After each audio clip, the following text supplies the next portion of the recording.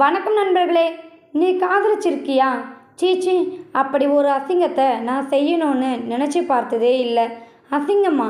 ஆமாம். காதல்னா என்ன? கணவன் மனைவிக்குள் நடப்பதை பொது இடத்தில் செய்கின்றனர்.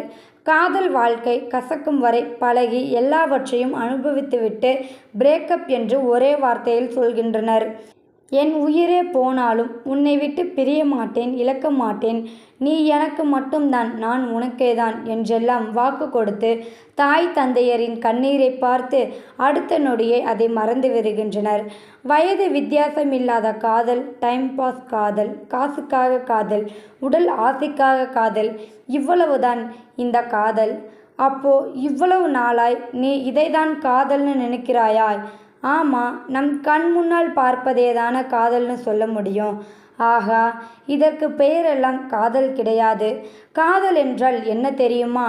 எவ்வளவு சோதனைகள் வந்தாலும் மன உறுதியோடு ஒருவருக்காக ஒருவர் காத்திருப்பது.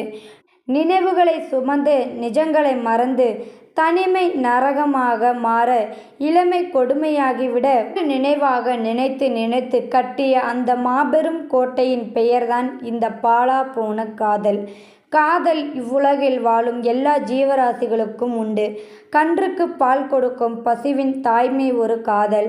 பிள்ளைகள் மீது பெற்றோர்கள் வைத்த பாசம் ஒரு வகை காதல். பசியால் அழும் குழந்தையின் தாய்ப்பால் தேடல் ஒரு காதல். அன்றாடம் தன் குடும்பத்திற்காக வெயில் மழை பார்க்காமல் பணம் சம்பாதிக்கும் ஒவ்வொரு ஆண்மகனின் வாழ்க்கை பயணம் ஒரு வகையான காதல். கல்வி, அறிவு, தொழில் இவையெல்லாம் நம் வாழ்க்கைக்கு தேவையான ஒரு வகை காதல்தான். கணவனுக்கு வலித்தால் அவன் மனைவி அழுவாள். ஏனென்று கேட்டால் தெரியலையே என்பாள். அதுதான் காதல்.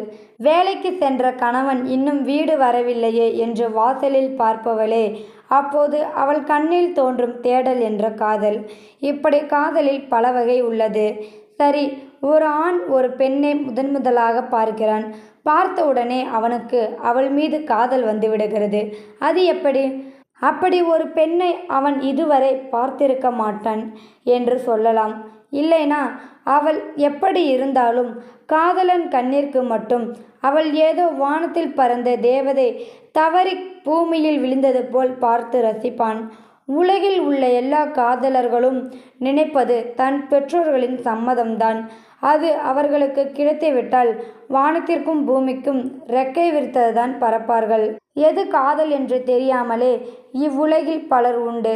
ஆனால் இதுதான் காதல் என்று புரிந்தவர்கள் தங்கள் காதலன் காதலிக்காக காத்திருக்கின்றனர்.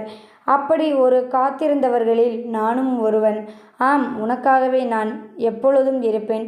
இந்த வீடியோவில் கருத்து உங்களுக்கு கண்டிப்பாக பிடிச்சிருன்னு நினைக்கிறேன். பிடிச்சிருந்தா லைக் பண்ணுங்கள், ஷேர் பண்ணுங்கள், கமெண்ட் பண்ணுங்கள், மறக்காமல் சப்ஸ்கிரைப் பண்ணுங்கள். தேங்க்யூ ஃபார் வாட்சிங்.